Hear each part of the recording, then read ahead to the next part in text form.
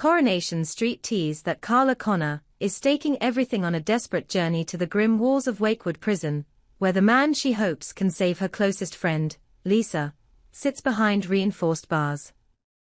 The mid-morning sun casts long shadows across the yard as she steps from her car, heart pounding with equal measures of fear and resolve. Each footfall on the cracked concrete echoes the weight of her decision. She has traded her own safety, her reputation, even her carefully rebuilt life, for a chance at the truth that might finally free Lisa from her torment.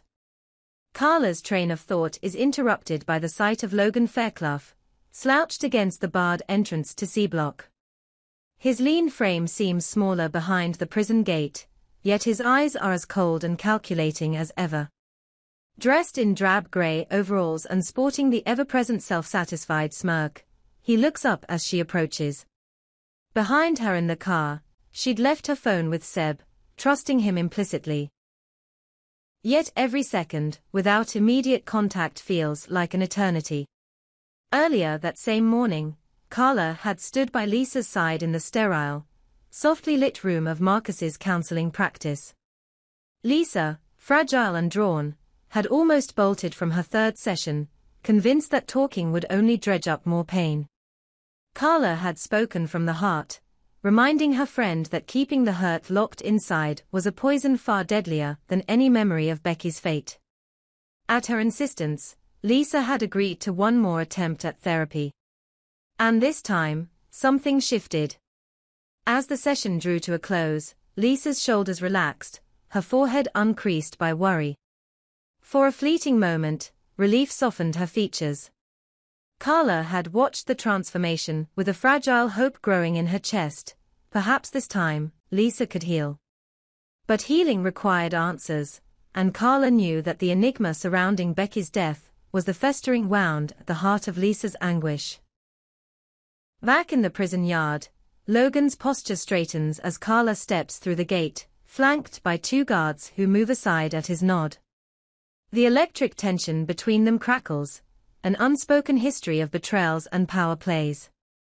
Carla's pulse quickens. She reminds herself that this isn't about old grudges. This is about Lisa. Their first exchange crackles with hostility. Logan's voice is low, sardonic. "Didn't expect to see you here, Carla," he drawls. "Come to see the famous inmate who knows everything." Carla forces herself to press forward, meeting his gaze evenly. "Cut the jokes, Logan. I'm here because I need answers, real ones." Logan's lips twitch upwards. "Real answers cost money," he purrs. "Or did you think I'd just give it all away for free?" Carla feels a flare of impatience, but masks it with a steely smile. "I'm prepared to pay. You name your price." He studies her for a long moment, and Carla's heartbeat roars in her ears. Finally, Logan leans closer. "Let's talk figures," he says, voice dropping to a conspiratorial whisper. Though the guards stand just a few feet away, the intimacy of his tone makes her heart skip. "But be warned, once you hand over the cash, you're making a choice you can't undo." Despite the warning, Carla's resolve only hardens. She slides a leather-bound notebook from her coat and flicks it open to a tab marked ostentatiously in gold leaf, "Payment Terms." Inside, a neatly typed figure whirs in the back of her mind like an engine revving to life. She clears her throat. £100,000, payable on receipt of the information you promised. Logan arches an eyebrow. "Double that, and I'll throw in a bonus detail." Carla's breath catches. She can already feel the coercive allure of his deal, the vague promise of something more that could break this case wide open. And yet she remains cautious.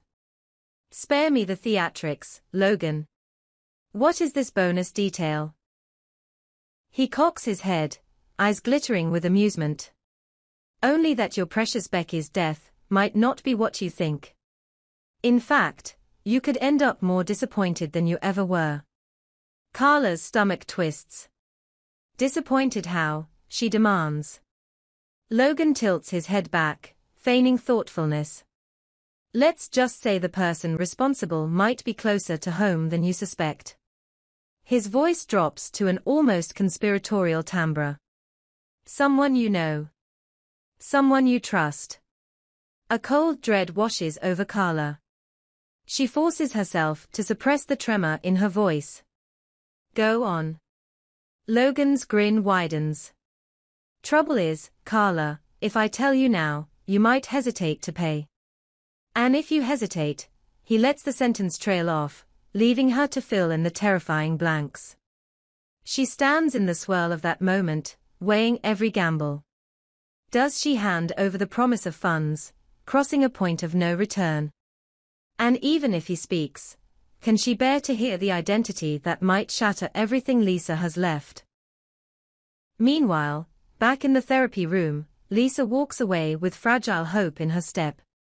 She clutches her coat tighter, replaying Carla's gentle encouragement. But in the depths of her mind, Becky's memory still winds around her heart like barbed wire. And until that wire is cut, until the truth of Becky's final moments is laid bare, her recovery will remain incomplete. In the jail's corridor, the guards move in closer, impatient to conclude the exchange. Logan takes a slow step back, lifting his chin. Decide quickly, Carla. Time's ticking. She nods sharply and signals one guard to bring her a plastic envelope. As she fills out the deposit form, the fluorescent lights hum overhead. Each letter she writes on the money order cements her decision. She is all in. There is no turning back. With the envelope in hand, she places it on the small metal table between them. Logan's eyes flick to it, then back to her, as if savoring her desperation. Finally, he reaches out and lifts the envelope. He tucks it into his pocket and stands, towering over her with an expectant gleam. You'll have what you came for by tonight, he promises, voice cool. But be prepared. Some truths aren't easy to bear. Carla nods, a knot of dread coiling in her chest. As the guards usher her out, she allows herself one look back. Logan's smile lingers in her mind, part invitation, part threat. The prison gates clang shut behind Carla, and she steps into the dying light of afternoon. Her phone buzzes, a message from Lisa. Thank you, it reads. I feel like I can breathe again. Carla's throat tightens. She sends a quick reply, hold on to that feeling. In the car on the drive home, she squeezes the steering wheel, her mind racing through every possible outcome. What has Logan unearthed? Will his revelation heal or wound? And as shadows lengthen on the cobbled streets of Weatherfield, Carla realizes that by nightfall, everything they know about Becky's tragic end might be upended. Perhaps to save Lisa, but at a cost neither of them could imagine. The evening light in Weatherfield had just begun to fade when Carla Connor pulled into her driveway, the engine ticking as it cooled. She sat for a moment before shutting off the ignition, running a hand over her face. Every bump in the road as she drove home had replayed in her mind Logan's final words, be prepared. Some truths aren't easy to bear. Now, with the envelope of notes burning a metaphorical hole in her pocket, she wondered if she'd made a terrible mistake, or if this was the only path left to free Lisa from her torment. As she stepped into the muted elegance of her living room, Carla's gaze fell on the fireplace mantel, where a framed photo of Becky smiled back, her bright eyes and carefree grin frozen in happier times. That image had haunted Lisa's nightmares for weeks, and it was the very reason Carla had stormed Wakewood Prison. Yet now, alone in the dimly lit room, Carla felt the gravity of what she was about to unleash. Her phone buzzed again, Logan's text exactly as promised, meet me at the bistro. 10 p.m. sharp. Bring the receipt. Carla exhaled, her breath misting in the chill that had settled in her bones. She tucked the envelope into her coat pocket and leaned back on the sofa, closing her eyes. Across town, Lisa sat in the therapy center parking lot, dialing Marcus's number. Tonight's session had given her a glimmer of hope, enough to believe she might step out of Becky's shadow. Yet every time she tried to embrace that hope, an image of Becky's broken body on the roadside resurfaced. She needed more than talk, she needed the truth. And she knew Carla was out there, fighting for her. At exactly 10, Carla slipped into an empty booth at the bistro.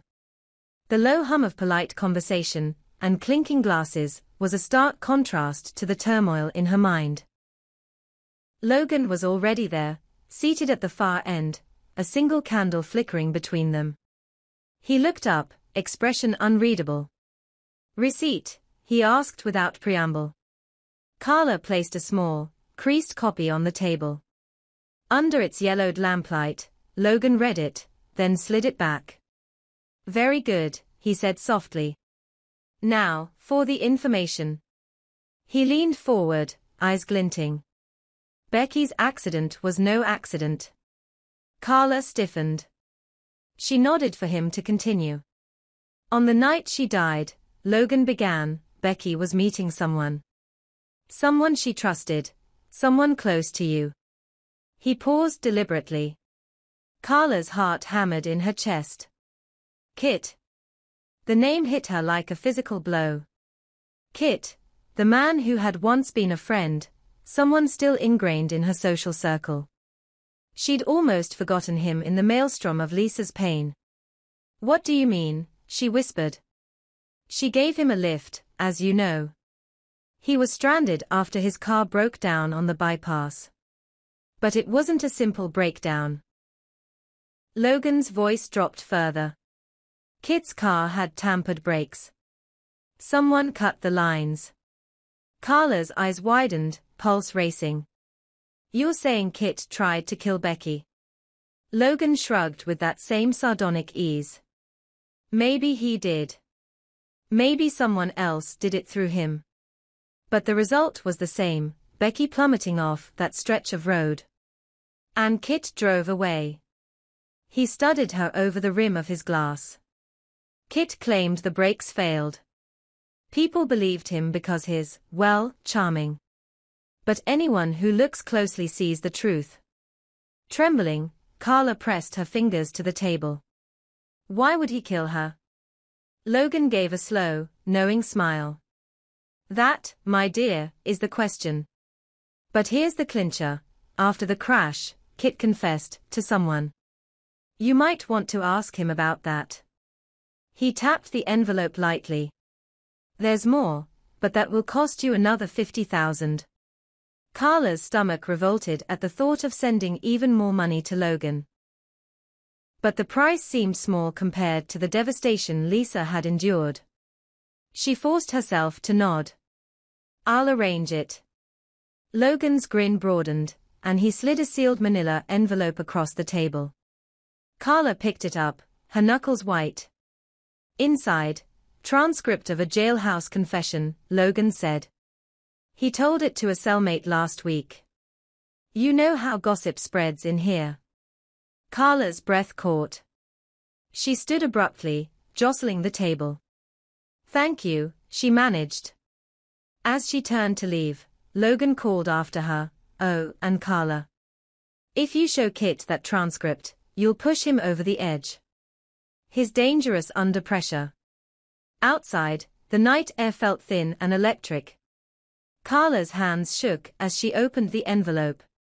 Unfolding the pages, she skimmed the typed transcript, a shaky confession in which Kit admitted seeing Becky's car careering toward the barrier, how he braked too late, in panic, and then fled. He sobbed, saying he knew it was wrong, but was so afraid of losing face. Of losing her. The confessional ramblings ended with blurbs about guilt and fear, nothing coherent about motive.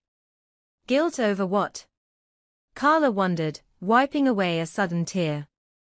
Could it be that Kit had loved Becky, impossibly, and in a moment of panic had acted to stop her? Or was it darker still, something she dared not imagine?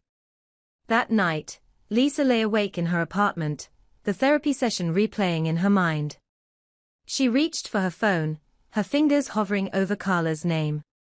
Just as she was about to text, there was a knock at the door. Surprise flickered through her before she realized it was Carla standing there, coat dusted with dew, eyes red-rimmed but fierce. "Carla?" Lisa whispered, bewildered. "Can I come in?" Carla asked. Without waiting, she stepped inside, folding herself into the armchair opposite Lisa's bed. Lisa patted the space beside her. "Tell me you have good news." Carla closed her eyes for a heartbeat, then opened her bag and withdrew Logan's envelope. She handed it to Lisa, whose brow furrowed. "What is this?" "Read it," Carla said softly. Lisa unfolded the pages, eyes widening as she skimmed the confession. Tears sprang to her eyes. He said he panicked. He ran. Lisa's voice cracked. "But why?" Carla shook her head. "I don't know. That's what we need to find out. But at least we know it wasn't an accident." She reached across and took Lisa's hand. "You deserve to know the truth." Lisa stared at the transcript, her mind racing. The relief of blame being lifted from Becky's memory clashed violently with a new shock. That someone she both trusted, and maybe even cared for, could have betrayed Becky so horribly. "I need to confront him," she said after a long moment. "I have to ask Kit myself." Carla nodded. "I know. But be careful. Logan warned me, he thinks Kit is dangerous when cornered." Lisa swallowed hard, steeling herself. "I don't care. I have to know." The next morning at the bistro, Logan watched through the window as Carla arrived with the second envelope, another hefty sum flagged for payment. He motioned her inside, a silent transaction reenacted. He passed Carla a second envelope, smaller this time, containing additional pages, a short note from Kit, written on prison stationery, pleading for forgiveness, saying he never intended to kill her, only to scare her, yet the plan went wrong. Carla folded the letter, heart heavy. Logan leaned back. "Now you have everything. Use it wisely." "What about motivation?" Carla demanded. "This letter says nothing about why he wanted to scare her." Logan shrugged. "Some motives get lost in fear. Or maybe he told you just enough. But beware, if you show this to Lisa without preparing her, you could destroy whatever fragile trust she still has." Carla nodded. She left, groping for a plan. Later that day, Carla met Lisa at the counseling center. With Marcus's blessing, they used one of the spare rooms. Lisa's eyes were red-rimmed but resolute. Carla closed the door and retrieved the letters. "Here," she said. Lisa read each document carefully. The confession. The typed transcript. Kit's pleading note. She folded them neatly and looked up. "I don't know what to believe," she whispered. "He says he loved her, that he wanted her to be with him." She shivered. "He wanted to scare her, but," her voice broke, "he let her die." Carla wrapped an arm around her. "We'll find out the rest. Maybe there's more to it. Maybe there was someone else, someone who tampered with the brakes knowing Kit would drive. But for now, hold on to this, you are not to blame, Becky is not to blame. This was Kit's doing." Lisa nodded, tears spilling down. "I need to see him." "Tonight," Carla said. "You'll see him. I'll be there." At midnight, under an anxious sky, Carla and Lisa drove to the prison gates again. Lisa's white knuckles gripped the railing as the guard called her name. Carla held her hand until the bars slid open. Inside, Logan's prediction gnawed at Carla's resolve. If pressing Kit led him to panic, what length would he go? Kit was seated at a small table in the visitor's room. He looked up, pale and haggard. When Lisa entered, he stood, eyes wide. "Lisa," he whispered, voice thick. "I'm so sorry." Lisa closed the distance slowly. Why? She demanded. Why did you do it? Kit shook his head, tears glistening. I was scared, he sobbed. I loved Becky. I thought I could protect her, keep her safe. When her car drifted toward the barrier, I panicked. I reached for the brake, but it felt soft. I pulled harder, too hard, and she flew over. I ran. Lisa stared, heart torn between sorrow and fury. You ran and left her to die, she repeated. Kit bowed his head. I know. I'm so sorry. I was afraid people would think I was responsible, that I'd lose my life too. He looked up, eyes pleading. Please forgive me. Carla watched, chest tight. She felt a mix of triumph and dread. The truth was out, but at what cost? Silence stretched between them. Lisa's eyes watered as she considered the confession, the note, the man before her. Finally, she spoke in a voice so soft Carla leaned in to catch it. I forgive you, Kit. But it doesn't bring her back. Kit nodded, tears falling freely. I know. I'll live with that until the end. As they left the prison, Lisa leaned into Carla's side. The moon had dipped behind low clouds, leaving them in darkness, and yet, Lisa spoke of a strange light she felt inside. I feel lighter, she said. Like I can breathe. Carla hugged her. One step at a time. In the car, Carla's phone buzzed again. A message from Logan, pleasure doing business. If you ever need more dirt, you know where to find me. Carla deleted it without hesitation. That night, as they parted in the street, Lisa turned to Carla. What now? Carla paused. Now, we start rebuilding. You continue therapy. I'll keep an eye on Kit's case. If there's more to uncover, if someone else was involved in sabotaging the brakes, we'll find them. Lisa nodded. And Becky? Carla pointed upward, where a solitary star shone through a gap in the clouds. She's watching us. And she'd be proud. In the days that followed, Weatherfield awoke to a softer dawn. Lisa's next therapy sessions were honest, painful, but hopeful. Carla resumed her life, managing the factory, supporting friends, but her eyes held a new wariness. She knew Logan would surface again, and that Kit's guilt might only be the tip of a darker conspiracy. On a quiet afternoon, Carla visited the therapy center unannounced. She found Lisa and Marcus in session and slipped inside. When Lisa saw her, she smiled, clearer now, less haunted.